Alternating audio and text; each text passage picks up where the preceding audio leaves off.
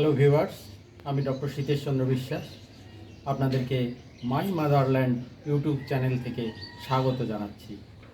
আজকে আমাদের বিষয়টি হলো গন্ধভাদালি কী করে আপনি এই ব্যালকনিতে চাষ করবেন, তার উপরেই এই ভিডিওটা আমরা করার চেষ্টা করছি। আপনারা জানেন যে গন্ধভাদালি, এই যে এই গাছটি দেখুন, এটি হলো গন্ধভাদালির গাছ। এই যে বেশ সুন্দর, এখানে আমরা ক্যারেটে মাটি দিয়ে তারপরে সেখান থেকে একটা চারা আমরা এখানে রোপণ করেছিলাম, সেখান থেকে যে হয়েছে গন্ধভাদালির গাছ এবং বেশ সুন্দর এই শাখা প্রশাখা বিস্তৃত হয়ে এই ব্যালকনিতে গ্রিলের উপর দিয়ে খুব সুন্দরভাবে বিছিয়ে আছে। এমনকি এই যে এখানে দেখুন, এই যে এখানে সন্ধ্যামালতির গাছ লাগানো আছে, তার উপর দিয়েও এই যে কত সুন্দর এই লতাগুলো বেশ সুন্দরভাবে বেয়ে চলেছে। তো আসলে গন্ধভাদালি আপনারা জানেন যে এটি যেমন একটি সবজি জাতীয় গাছ, তেমনি আবার এর ঔষধি গুণও রয়েছে এবং সেই জন্য এটি একটি ভেষজ যে উৎপাদনকারী গাছ বা ভেষজ উদ্ভিদ হিসেবে এটার কিন্তু পরিচিতি আছে। সাধারণত যে এই গন্ধভাদালির পাতা, এটি সাধারণত পেটে যে সমস্যাগুলো হয়, বিশেষত ডায়রিয়া, আমাশয়, এসব যখন হয় তখন এই পাতাগুলো বেটে এর রসটুকু দিয়ে সুন্দরভাবে যদি ঝোল রান্না করে খাওয়া যায়, তাহলে দেখা গেছে যে এই অসুখগুলো খুব সুন্দরভাবেই নিরাময় করা সম্ভব এই গন্ধভাদালির পাতা ভক্ষণের মাধ্যমে। এছাড়া যকৃৎ এবং প্লীহার যে জ্বালাপোড়া, সেগুলো কিন্তু কমে এই গন্ধভাদালির পাতা বেটে অনুরূপভাবে যদি ঝোল করে মাঝে মাঝে খাওয়া যায়, তাহলে এগুলো নিরাময় ধীরে ধীরে হয়ে যায়। এবং এই কারণেই এই গন্ধভাদালি কিন্তু ঔষধি গাছ যেমন, তেমনি আবার সবজি হিসেবেও এটি বেশ সুন্দর জনপ্রিয়তা লাভ করেছে।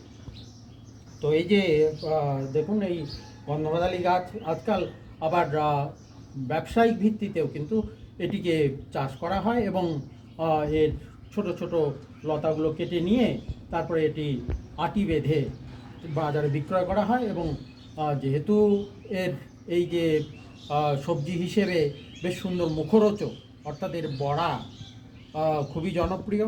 তাছাড়া ঝোলের কথা যেটা আমি বললাম, সেটিও পটল, কাঁচা কলা এগুলো দিয়ে সুন্দরভাবে রান্না করলে তাহলে বেশ সুস্বাদু কিন্তু একটা তরকারিও এভাবে তৈরি করা সম্ভব এবং এটি পরিবেশন করলে সবাই এটা সুন্দরভাবেই এটা কিন্তু নেয়। তো এই কারণে যে গন্ধভাদালির যে ব্যবসায়িক যে দিকটা আছে, সেটিও কিন্তু কম গুরুত্বপূর্ণ নয় এবং আজকাল বিভিন্ন বাজারে, সবজির বাজারে কিন্তু এই গন্ধভাদালি বিক্রি হতে দেখা যায়।